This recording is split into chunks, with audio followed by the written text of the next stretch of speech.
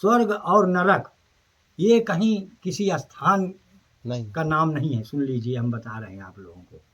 स्वर्ग और नरक ये गर्भ के अंदर जब प्राणी रहता है, गठरी में बंधा रहता है, तो बार बार रातों दिन वो उसके बगल से नरक भी भरा रहता है पेट में ही। क्यों अंधा होता है? क्योंकि उसने 10 बोरा गेहूं ले जाके 10 बीघा खेत में फेंक आया, झूठ खेत में फेंक आया। अभी बारिश हुई नहीं है, अंधा है, अभी बारिश हुई नहीं है, उसने 10 बोरा अपना गल्ला फेंक आया जमीन में। अब मान लो कहीं बारिश न हुई तो 10 बोरा आपका गेहूं बर्बाद हो गया कि ना हो गया? नहीं जमेगा तो बर्बाद हो जाएगा, हो जाएगा ना। कबीर दास जी ने कहा कि जो तुमने 10 बोरा गेहूं फेंक आए, बिथराए आए सगलहार, उसी को पिसा के और उसी का तुम भंडारा कर दो। 10 कुंटल आदमी का भंडारा कितना पब्लिक तुम्हारा खा जाएगी और कितने आदमी खा जाएगी?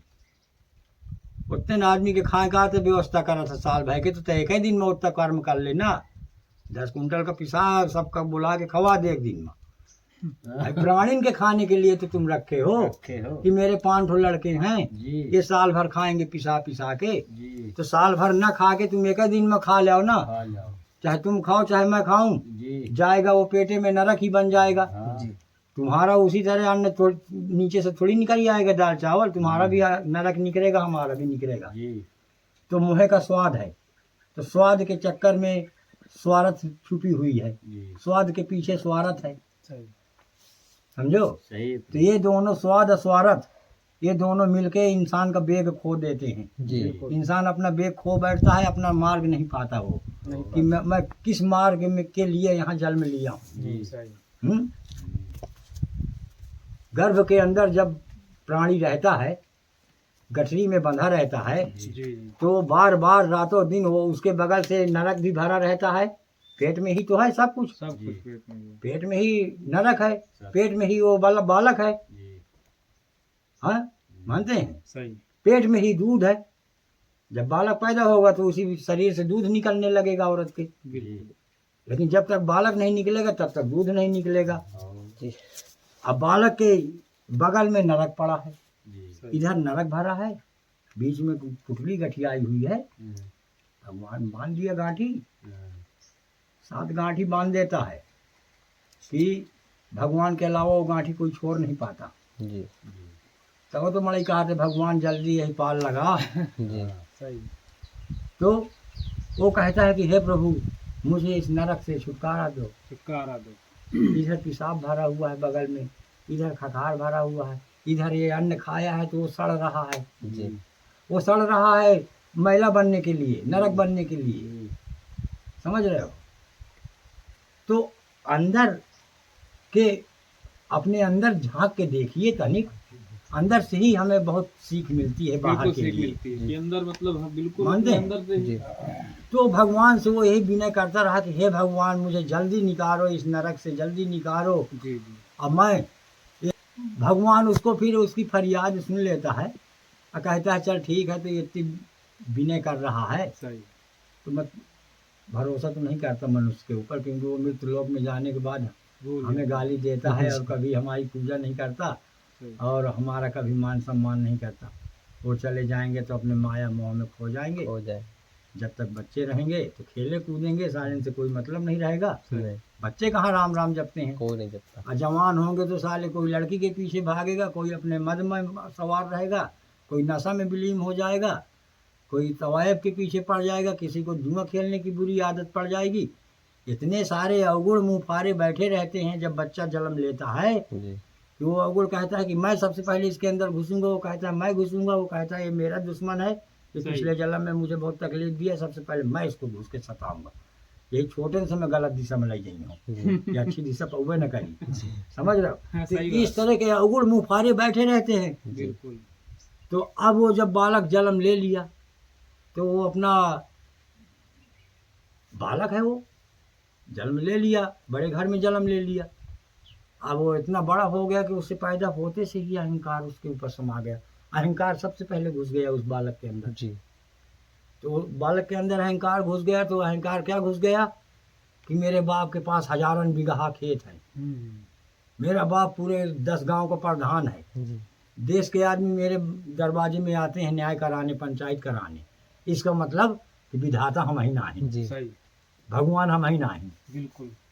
तो वो ये समझ बैठता है। जब ये समझ बैठता है तो प्रभु को दिए हुए वादे की तरफ ध्यान ही नहीं दे रहा कि मैं यहाँ खाली हरि भजन करने के लिए आया हूँ और मुझसे कोई चीज़ से मतलब नहीं है, मैं खाली राम राम ही जपूंगा। ये वादा करके तुम वहाँ आए हो भगवान से, नहीं नरक में पड़े थे, कोई निकालने वाला नहीं था। वही राम निकाला है जिस राम की यहाँ तुम्हें पूजा करना चाहिए। तो सपनों में तुमने कभी राम का नाम नहीं लिया, तो मरते समय कैसे आएगा तुम्हारे मुख में राम, कैसे तुम्हें उद्धार। एक बार तो भगवान ने विश्वास करके तुम्हें नरक से छुटकारा दिलवा दिया, अब दोबारा फिर तुम उसी नरक में घुस गए। मानव जल में पिए, कुकर्म किए, हम अत्याचारी किए, अधर्म का साथ दिए, तो हम नरक ही चले गए, नरक ही जाएंगे। स्वर्ग और नरक ये कहीं किसी स्थान नहीं का नाम नहीं है। सुन लीजिए, हम बता रहे हैं आप लोगों को, स्वर्ग और नरक ये मनुष्य के अंदर ही भगवान डाल के मृत्यु लोक में भेजा है कि अपना अपना स्वर्ग नरक स्वयं लिए रहो। दो ठो है तुम्हारे पास, एक स्वर्ग है एक नरक है, दोनों के तौर तरीके भगवान मनुष्य को बता दिया है कि कीर्तन भजन करोगे, सबसे राम राम करोगे, भूखे प्यासे को सदा ध्यान दोगे, और सबके निसहाय के ऊपर दया करोगे, अंधों को रास्ता बताओगे, भूखे प्यासों को भोजन दोगे, तो वो आपका स्वर्ग हो गया। मानते हैं? बिल्कुल। यदि अगर हम जैसे यहाँ टिक्कर बनाए, ये बना के हम खाएंगे, तो आप लोग आए, तो आप लोग मान लो भगत आ गए, कहीं बदमाश आ गए धोखे से, तो उनकी बात है। जो नरक की बात हम कर रहे हैं, बदमाश आए, है बाबा आओ आटा सान एक पसेरी, आओ बना पूरी गेंग का खाना बनाओ जितना हो सब। अब वो हमसे ज़बरदस्ती खाया बनवाया, हम जैसे साधु संतों के ऊपर अपना पावर दिखाया अत्याचारी का, तो वो अपना नरक बना लिया। बिल्कुल बिल्कुल। तो अधर्म के राह में चलना प्रभु नरक है, अधर्म की राह में चलना स्वर्ग है। तो ये दो ठो जो अनमोल भगवान ने हमें उदाहरण दिया है, तीन उदाहरणों के द्वारा ही हम अपने मुक्ति धाम तक जा सकते हैं। बिल्कुल। भगवान को ना ही आज तक किसी ने देखा है जी, और ना ही उनको उनका रूप देखने की किसी मनुष्य में तेज है।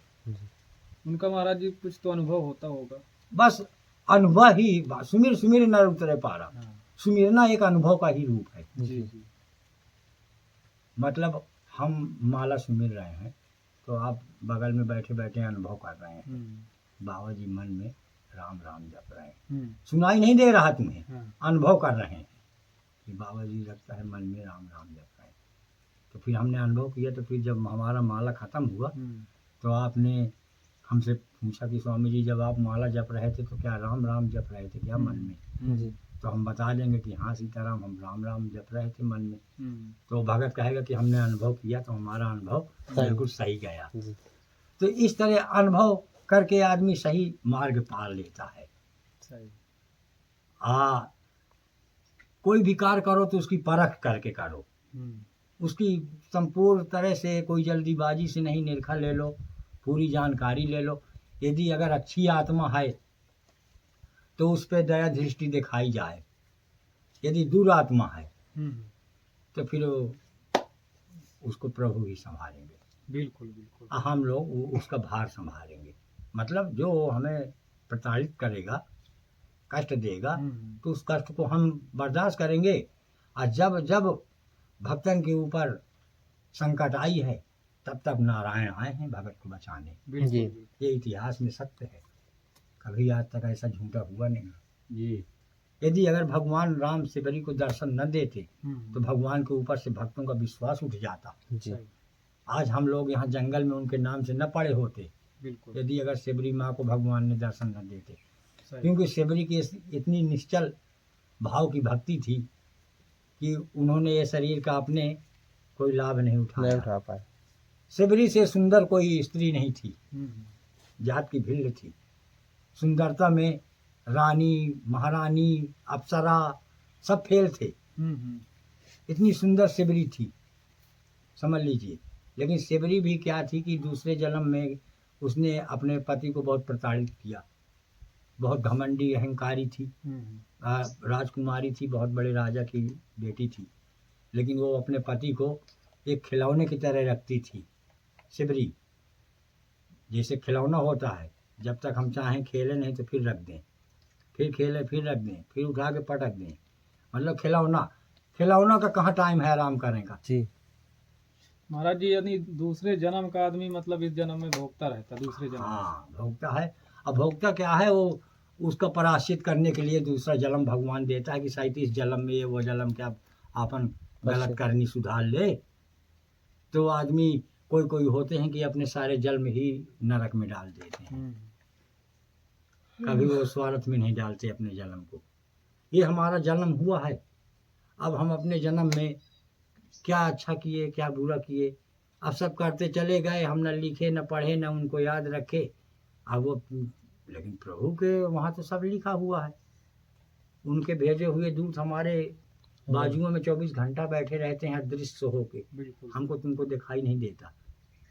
हमने क्या किया, हमने देखा, अरे यार फलाने की यार बहुत अच्छी लड़की चली जा रही है यार, इतनी सुंदर लड़की हमें कहीं मिल जाए। हम्म, अब बगल में बैठा है वो, एक धर्म एक अधर्म, ओकर ड्यूटी अधर्म वाले के अधर्म करे तो ते अधर्म वाला लिखे, जी। अधर्म करे तो ते धर्म वाला लिखे। दोनों जन लिख के फिर हिसाब दे हुआ इनका 24 घंटा क्या। भगवान की नज़र से बचा नहीं है। और कोई भी प्राणी कभी अपने मन में ये न सोचे कि मुझे यहाँ से मरने के बाद किसी के आगे नहीं जाना, किसी के आगे हिसाब नहीं देना है। जी। पाई पाई का हिसाब होता है वहाँ। जी। पल में परलय होते हैं, बहुरी करेगा कब। तो जब यह पल में परलय हो जाता है तो तुम कब अपने अंदर ज्ञान लाओगे। कब लाओगे, सही बात है। हाँ, सही प्रभु। मानते हैं नारायण। जी। इसलिए तो ये सिबरी को फिर जब क्या हुआ कि वो ये हुआ कि ये अत्याचारी बहुत कर दिया अपने पति के साथ, तो उसका दूसरे जन्म में फिर भगवान ने सिबरी को राहत में कर दिया। हाँ। एक भिल्ल के घर में जन्म दे दिया, कोलवासियों के। मानीपुरा तो जा रहा हूँ, बताओ। उसको पति ऐसा दे दिया हाँ हाँ। जो उसका पति 24 घंटा शराब में बुत रहता था। महाराज जी सबरी माता ने तो शादी नहीं की थी। अब मान लीजिए शादी कि उसकी लगने वाली थी, होने वाली थी। अच्छा। वो अपनी शादी ही ना हो इसीलिए तो उसने बैराग धारण कर लिया।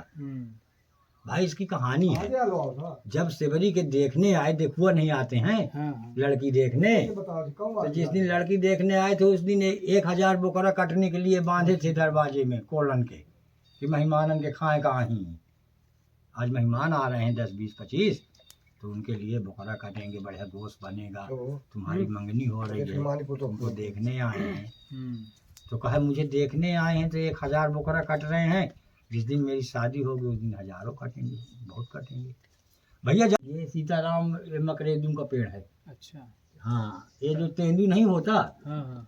ये तेंदू कहीं भाई मकरेंदू इसको बोलते हैं। मकरेंदू भाई। हाँ, ये मिर्गी की दवा में काम आता है, तगड़े से। ये पेड़ मिर्गी की दवा के काम आता है। जी जी जी। अच्छा। पर इसके साथ और जड़ी बूटियां 2-3 ठो मिलानी पड़ती हैं। अच्छा अच्छा। हम्म, मकरेंदू कहते हैं इसको। इसको मकरेंदू बोलते तो हैं। मिर्गी वाले को मतलब इसका फल खिलाया जाता है कि जड़ खिलाई जाती है? इसका फल तोड़ लिया जाता है जब बड़ा हो जाता है, अच्छा। पक जाता है। इसका सुखवा लो फिर हाँ। 1-1 किलो। जैसे 1 किलो पाउडर बनाना है तो 1 किलो तोड़ लो। कितना 250 बड़ा फल ग्राम। होता है इसका? हाँ, कितना बड़ा फल होता है? ये फल लगे तो हैं इसमें। अच्छा, अभी बड़ा होगा ना फल? हाँ, थोड़ा थोड़ा बैर बैर रहता है, बैर। बैर के बराबर रहता है, जैसे बैर रहता है। तो इसमें बहुत चीज़ें मिलाना पड़ता है, इसका पाउडर बनाना पड़ता है। हाँ।